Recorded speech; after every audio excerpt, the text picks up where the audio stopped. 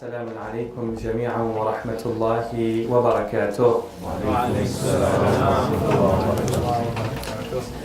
As we begin our lecture series in the holy month of Muharram, I call upon you to join me in sending our salams to Imam al-Hussein from afar. And we pray to Allah subhanahu wa ta'ala that He opens our hearts to the message of Imam al-Hussein and gives us the resolve to be able to walk in his footsteps. So join me in sending our salams to Aba Abdullah. Assalamu alayka ya Aba Abdullah wa ala al-arwah allati hallat bifina'ik alayka minni salamullah abadan ma baqitu wa baqiya al-laylu wan-nahar ولا جعله الله آخر العهد مني لزيارتكم السلام على الحسين وعلى علي بن الحسين وعلى أولاد الحسين وعلى أصحاب الحسين صلوا على محمد وآل محمد اللهم صل على محمد وآل محمد. In the month of Muharram, we prepare ourselves to be influenced by the message of Imam al-Hussein. Are you okay, brother? Yeah. Inshallah.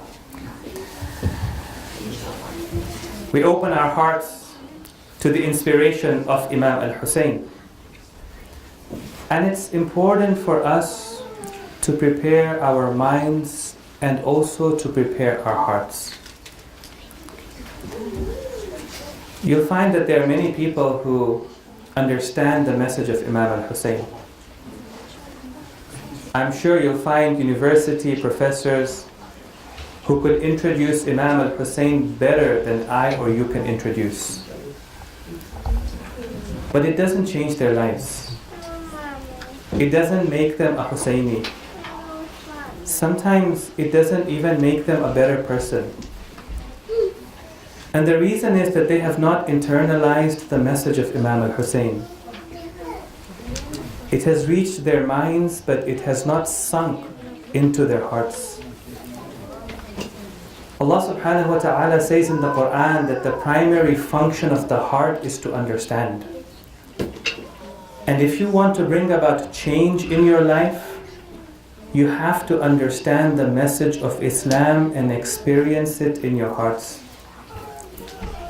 Allah subhanahu wa ta'ala says in the Quran, لَهُمْ قُلُوبٌ لَا يَفْقَهُونَ بِهَا. The problem is that they have hearts, like everybody has hearts, but they do not understand with their hearts.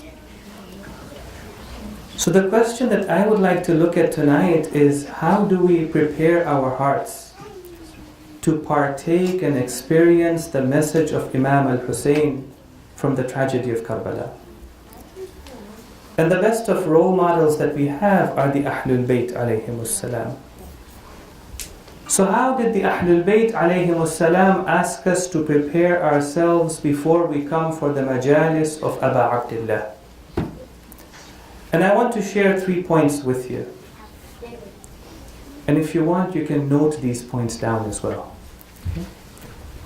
The first point is that it's important for us to appreciate that these 10 days that started tonight are 10 unique days of the year.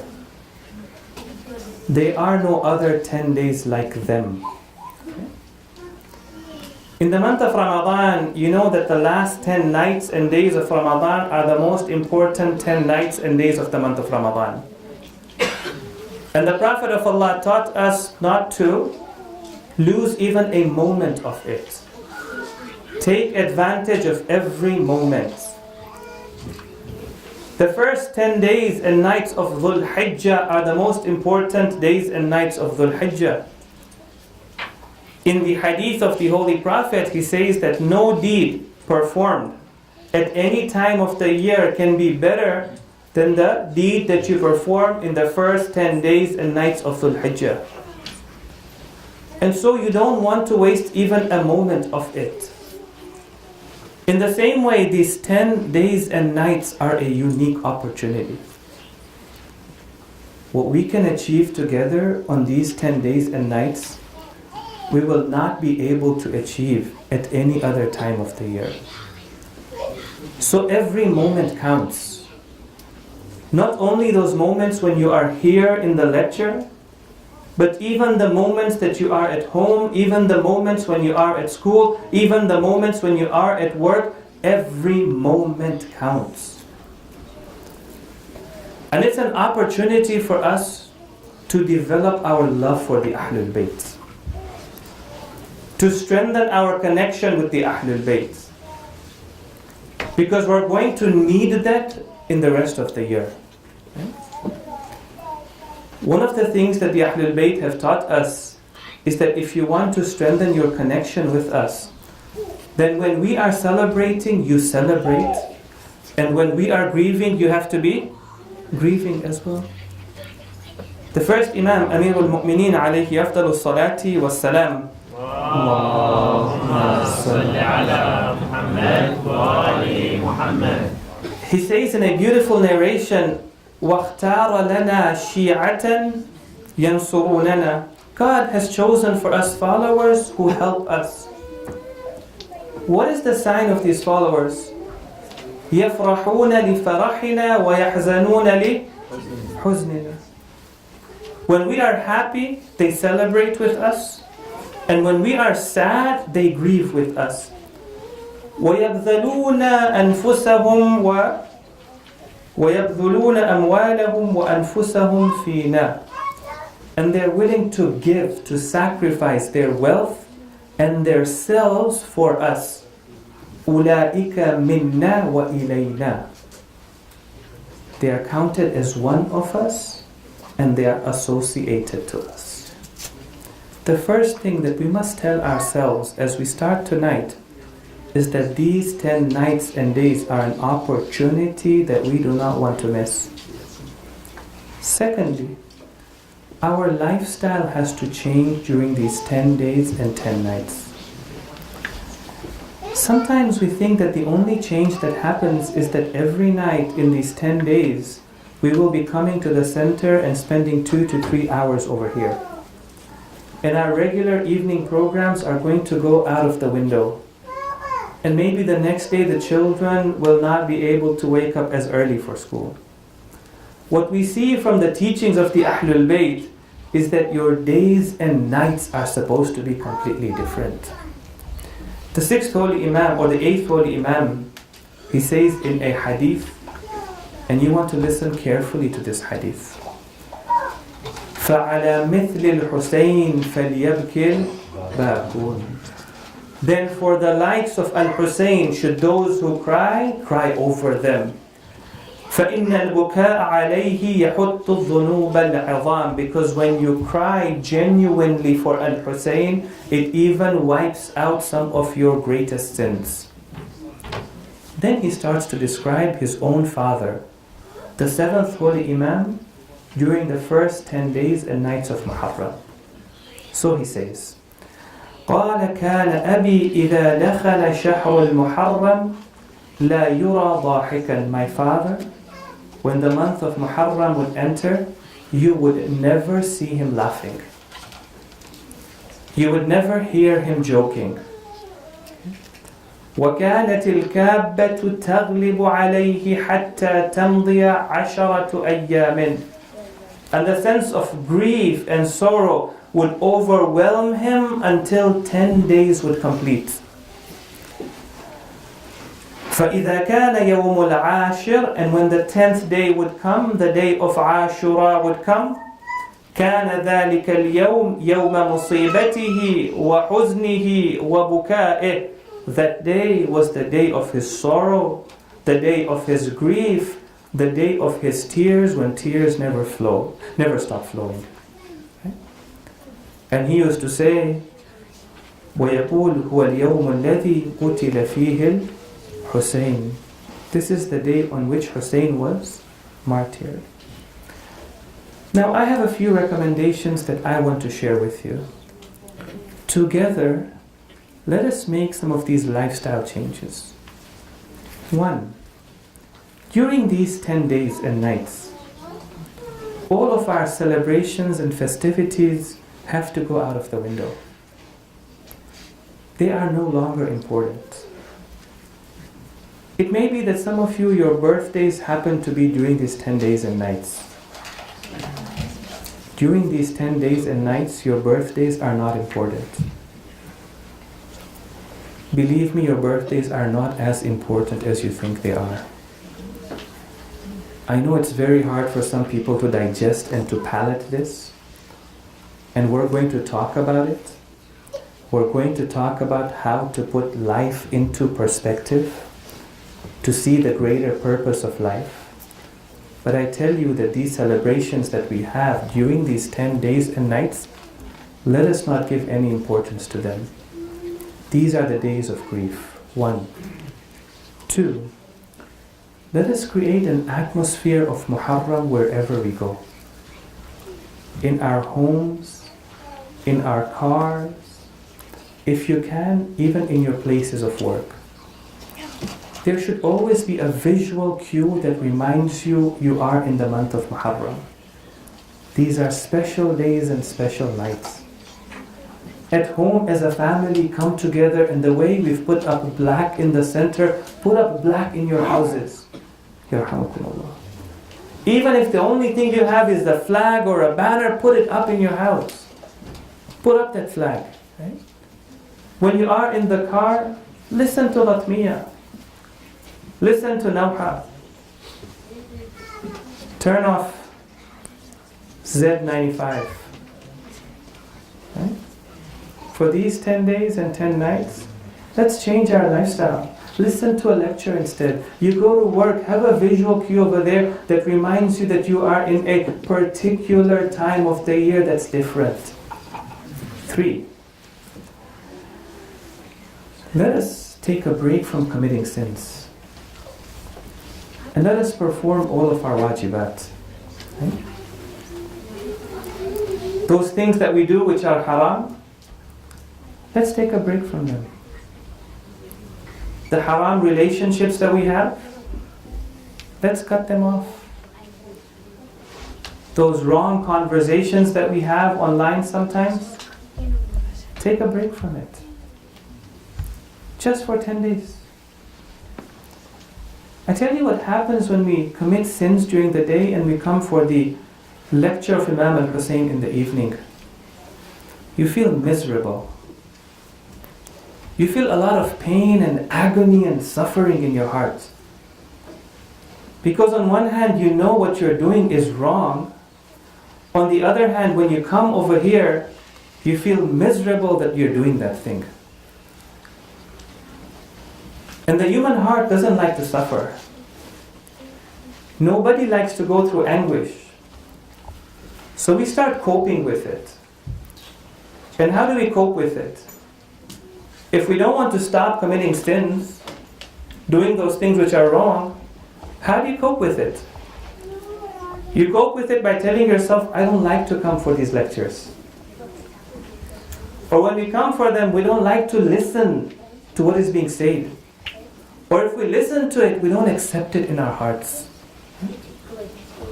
It's time to stop that. It's time to start good habits, even for 10 days. If I don't pray my salat, let me pray my salat. Okay? If I don't help my parents, during these 10 days and 10 nights, help your parents. For some reason, I don't have a good relationship with them, I don't talk to them, I don't respond properly to them. During these days and nights, do that. Now, many of us, I know, have a dual personality. And some of you have told me that you struggle with it. You have a personality at home and you have a personality at school. We have a personality for our family and we have a personality for our friends. We have a personality for the masjid, we have a personality for the public. During these 10 days and nights, let's just have one personality. a Husseini personality. Even if you're a person who doesn't wear their hijab properly, or you don't observe haya properly, during these days, wear it properly. Wear it proudly. Wear clothing that is modest clothing. Okay? Now, I know that some of the pressures that we face, one of the reasons why we slack when it comes to our hijab, when it comes to lowering our gaze, is because we're trying to fit in. And we want to be accepted. And we want to find a sense of belonging. During these 10 days and nights, you don't need a sense of belonging.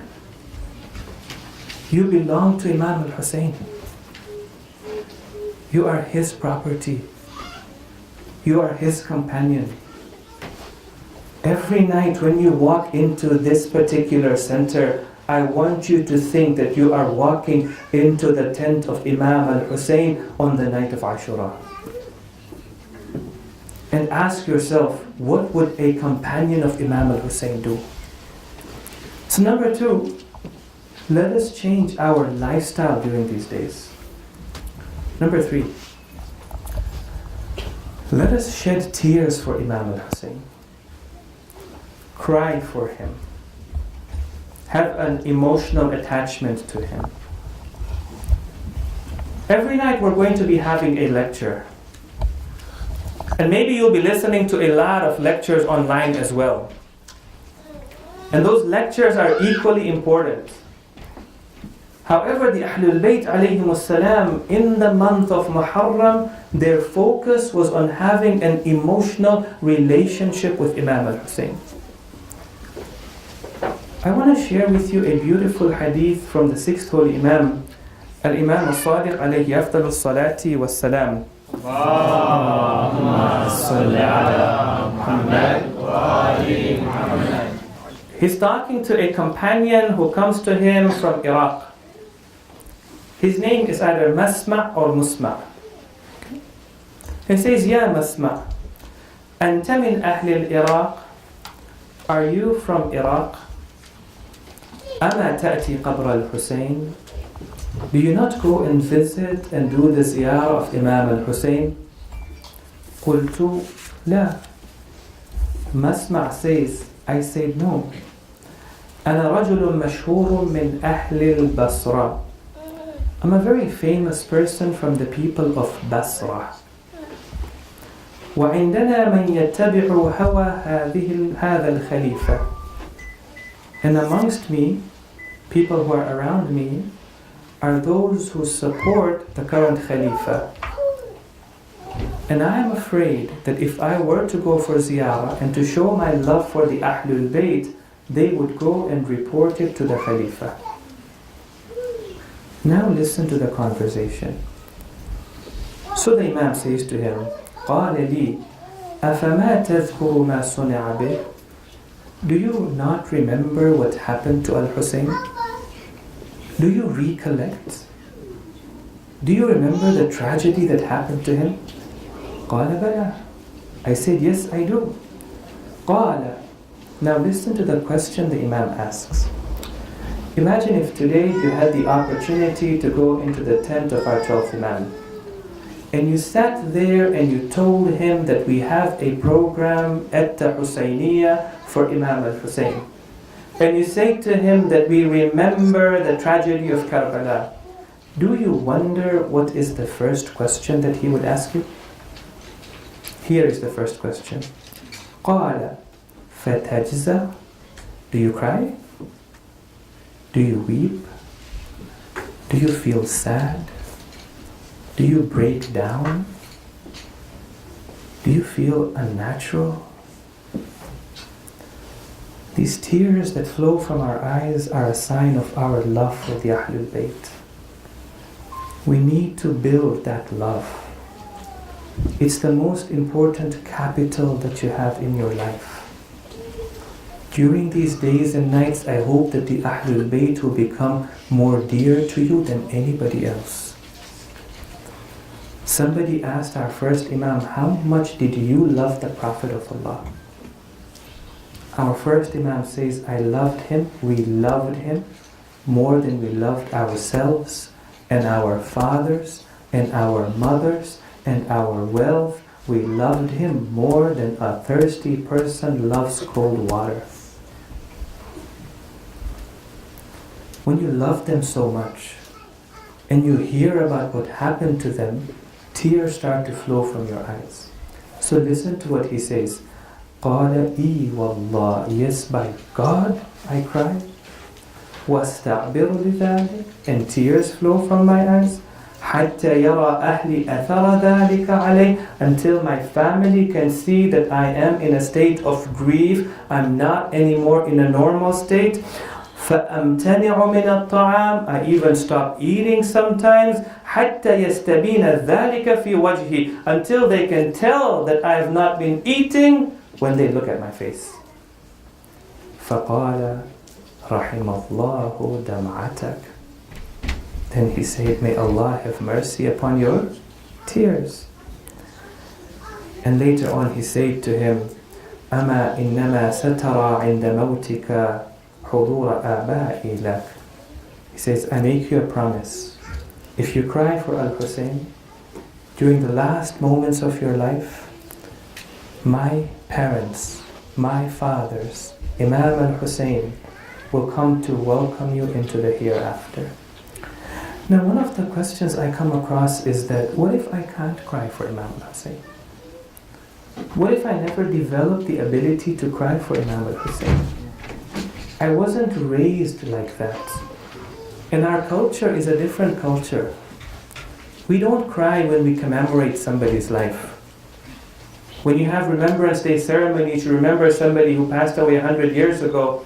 We're sad, we're silent, but we don't cry for them. And what if I feel embarrassed because I'm sitting next to somebody I know to cry for Imam Al-Hussein? So what I will ask you to do is, let us work towards crying for Imam Al-Hussein. Aspire towards that moment. Try to shed a tear if you can. Okay? When we go into Masa'ib and we're narrating the tragedy of Karbala, put aside your phones. Clear your thoughts. Even if you can't cry on the first night or the second night or the third night, that's okay. Just listen and feel the tragedy of Karbala. Imagine the tragedy of Karbala. Imagine you're standing there on the day of Ashura. And if you want to, put your head down. Put your hand around your eyes. Try to look like you're crying. In the hadith we're told, if you cannot cry, then act as if you are trying to cry. Inshallah, Imam Al-Hussein will help you. If you feel embarrassed, don't sit next to a person whom you know. Alhamdulillah, there's space. If you still feel embarrassed, then remember, on the day of judgment, every eye will be crying except for a few eyes. One of them are those eyes that have cried for Imam Al-Hussein. صلوا على محمد وآل محمد. اللهم صل على محمد وآل محمد. Now I want to end tonight's talk on a reflective moment. And we're going to have many reflective moments during this lecture series. We have been commemorating the Aza of Imam Al-Hussein for over 1300 years. Many of us have been coming for the Aza of Imam Al-Hussein from the time that we could walk, and even before then. We come year after year, night after night, we listen to lecture after lecture. We shed tear after tear, inshallah. We also spend a lot of money putting these programs together. We spend money over the location, the speaker, the food, the other preparations. Thousands of dollars are spent in one community, millions around the world. Okay? Hundreds of volunteer hours are put into making this program. Putting up this black cloth must have taken so many hours. At the end of the 10 and 12 days, do you ever wonder to yourself, what is the output of the program? What have we achieved? What is the productivity of this program? If you look at any company, the moment they invest time and effort into a project, they want to know what are the results of the project. They want to see a report of the results. And you can't just tell them that all of the employees were involved in the project, so it has been successful. No, they want to know, has it met the objectives? Has it not met the objectives? What about our company? For so many years we've been having these programs. We've spent thousands of dollars on them. You spent countless hours putting them together. Have you ever wondered what is the productivity of these programs?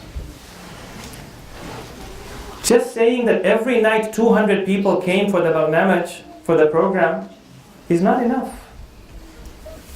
To say that this year we had food every night, that's not going to be enough.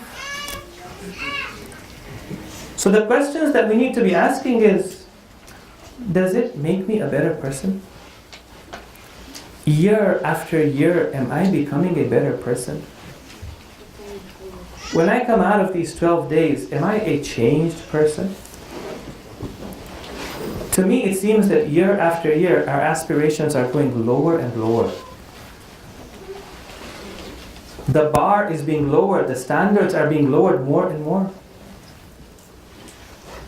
Speak to some of the brothers, and one of them was saying that when I was young, I aspired to be the khatib on the minbar. And after so many years, you don't even want to know. What about us as a community? Are we growing as a community? Are we progressing as a community? If we take the issue of social justice, can you put your finger on any, let's talk about Vancouver. We don't have to go beyond Vancouver. When you talk to Vancouverites about social justice, can you put your finger on any single Shia community and say that they are championing social justice? If that's not the case, then what part of Imam Hussein's objectives are we achieving through these programs? What about humanitarian support? Helping people who are in need, those who are poor, helping them on the ground, working with them, getting to know them. You know, we're good in giving money to an organization, and we tell them, you go and you help the poor because I'd like to be able to get sleep at night. What about working with the poor themselves? You know, in Pakistan there used to be a philanthropist by the name of Abdul Sattar Idi. Some of you may have heard of his name. Okay? This man was a great personality not because he was rich. He was a great personality because he was generous in his heart. Whenever he would see orphans, he would take them and take care of them. It didn't matter to him where they came from. These are orphans that even their parents didn't want them, he wanted them. Today there are so many people in Pakistan, when you look at their birth certificate, the name of the father is Abdul Sattar Idi. And he had an ambulance. And in his ambulance he would go around collecting dead bodies that even families didn't want to collect. Even the government didn't want to collect. He would pick up these dead bodies, he would wash them, shroud them, say Salat al-Mayyit for them, and bury them. And give dignity to them. Now my question is that, if they are orphans, and there were dead bodies in this city, was the Shia community at the forefront of helping? If not, then what is the output that we have from these programs that we have in the month of Muharram? What about when it comes to the environment and taking care of the environment? Any of our communities at the forefront of taking care of the environment and being environmentally responsible? We find that we waste and use more styrofoam and dump them in the landfills in the name of Imam al-Hussein than any other community. If that is the case, then my question to you is, what is the output of these programs? Now you will say, what does it matter? Our responsibility is to have these programs to propagate the message of Imam al-Hussein, and inshallah our community will propagate it to their neighbors and their friends. That is our objective, right? So let me tell you how this world has changed. Today when you want to propagate the message of Imam al-Hussein, people are not going to ask you what was his message. The question they're going to ask you is, does it make a difference in people's lives or not? Has it made a difference in people's lives?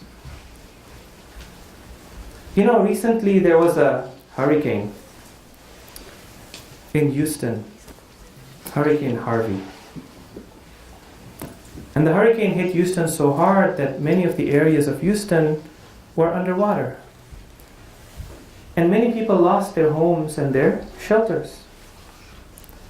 And so they had to make makeshift shelters.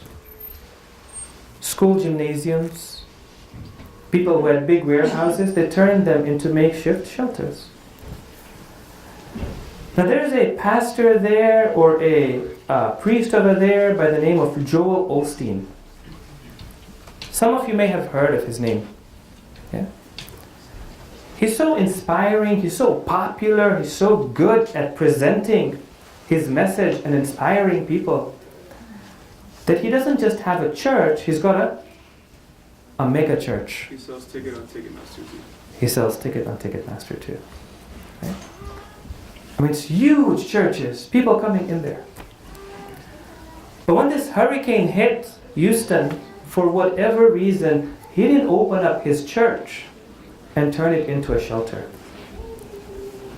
Nobody today asks, what was his message? Was it inspirational? Was it not inspirational? Think about this. Nobody even asks, is he right or wrong? The only question people were asking after that is, if his message is right and so inspirational, how come it didn't make a difference for him?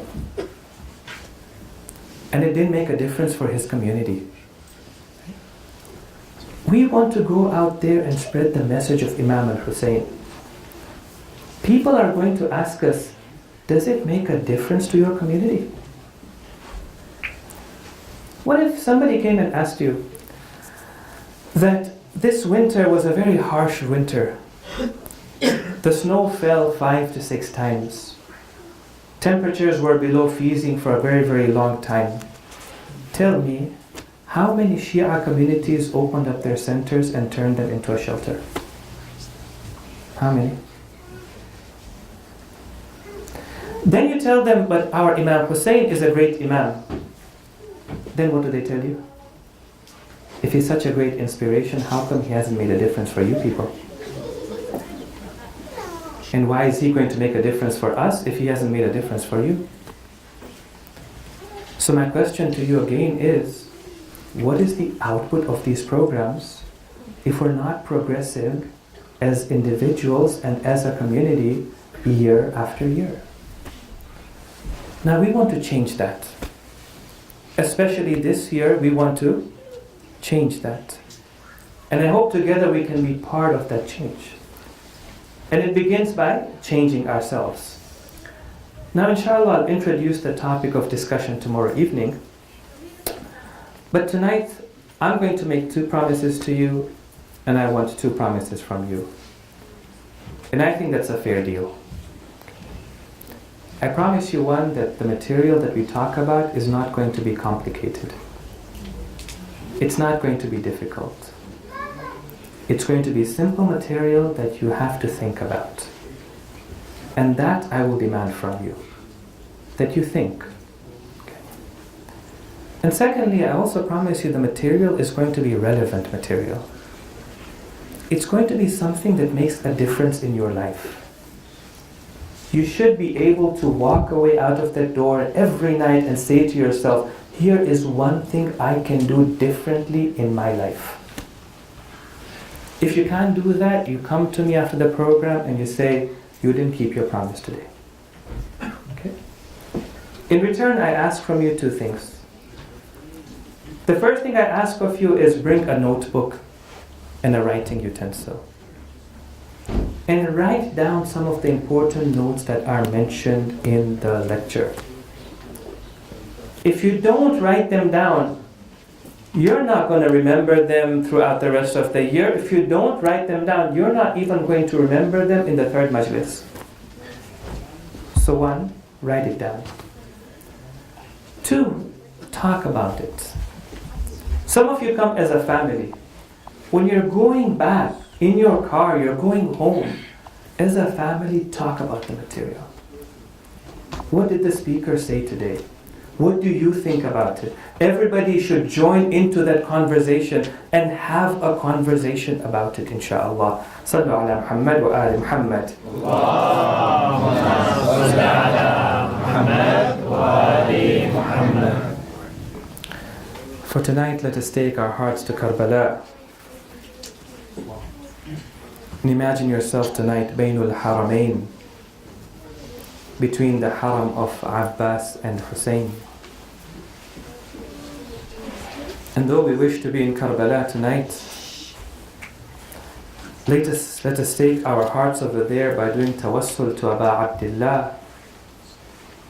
And I want you to open your hearts, I want you to raise your voices and call out to Imam al-Hussein. يا أبا عبد الله يا حسين بن علي أيها الشهيد يا ابن رسول الله يا حجة الله على خلقه يا سيدنا ومولانا إنا توجهنا واستشفعنا وتوسلنا بك إلى الله وقدمناك بين يدي حاجاتنا يا وجيها عند الله اشفع لنا عند الله. Once again, يا وجيها عند الله اشفع لنا عند الله. One day Di'bal enters into the presence of our eighth Imam. It was the month of Muharram or Safar. And he says, فَرَأَيْتُهُ جَالِسًا جِلْسَةَ الْحَزِينِ الْكَئِيبِ. I saw him sitting down in a way that a person who is filled with grief and sorrow, who is mourning a loss, sits down. But the moment the Imam saw a sha'ir of the Ahlul Bayt, he said to him, مَرْحَبًا يَا دِعْبَلِ مَرْحَبًا بِنَاصِرْنَا بِيَدِهِ وَلِسَانِهِ. Welcome, O Di'bal. Tonight, Imam al-Mahdi is telling you, welcome, O the followers of the Ahlul Bayt. Welcome to the one who helps us with his hands and helps us with his speech. And then Di'bal says, he made me sit next to me. And after I had sat down over there, he said to me, Ya Di'bal, أحب أن تنشدني شعرا. I would like you to recite some poetry for me. فهذه الأيام أيام حزن فإن هذه الأيام أيام حزن كانت علينا أهل البيت. O Di'bal, these are the days of sorrow for us, the Ahlul Bayt. وأيام سرور كانت على أعدائنا. These are the days of joy for our enemies. And then he said to me, من بكى أو أبكى على مصابنا ولو واحدا كان أجره على الله. Whoever cries or makes somebody cry because of our hardships, even if he is alone, his reward is upon Allah. And then he says to him, يا دعبال من بكى على مصاب جدي الحسين غفر الله له ذنوبه. Whoever cries on the tragedy of Aba Abdillah, may Allah forgive all of his sins. And then he said to Da'bal, يا دعبال إرث الحسين, recite the mercy of Hussein. And Da'bal says he put a curtain between the ladies and the gents, and then he started to recite the Marthiyah. And Da'bal recited for Imam al-Rida, and he said, أفاطم لو خلت الحسين مجدلا وقد مات عطشانا بشط فراتي. Oh Fatima, oh daughter of Rasulullah, if only you had seen Al-Hussein being fought by Furat, and he died thirsty on the plains of Karbala. إذا للطمت الخد فاطم عنده وأجريت دمع العين بالوجنات. Oh Fatima, had you been there, you would have been striking at your cheeks, and tears would be flowing from your eyes onto your cheeks. أفاطم قومي يا ابنة الخير واندبي نجوم سماوات بأرض فلاتي. Rise of Fatima, O daughter of goodness, O daughter of Rasulullah, and more the stars that have fallen by Furat. Da'bal pointed to the thirst of Aba Abdillah. O Fatima, had you only been there on the day of Ashura, when Imam al-Hussein was so thirsty. Many of you, when you're thirsty with your family, and finally you get some water, first you think of your children, you think of the infants, you think of the young girls and boys, and then you think of yourself. Imagine Aba Abdillah on the day of Ashura. Ali al-Akbar comes back from the battlefield, and he says to his father, يا أبتي العطش قد قتلني وثقل الحديد قد أجحدني. Oh my dear father, the thirst is killing me, and the weight of the iron is weighing me down. But imagine on that day when they brought Abdullah al-Radi, they brought Ali al-Asghar, and Imam al-Hussein takes him to the battlefield, and he says, إن لم ترحموني, if you don't want to have mercy upon me, then have mercy on this young child, for he has not committed any crime. Oh Fatima, if only you had been there when Hussein was holding Ali al-Asghar, and Hurmala put the arrow.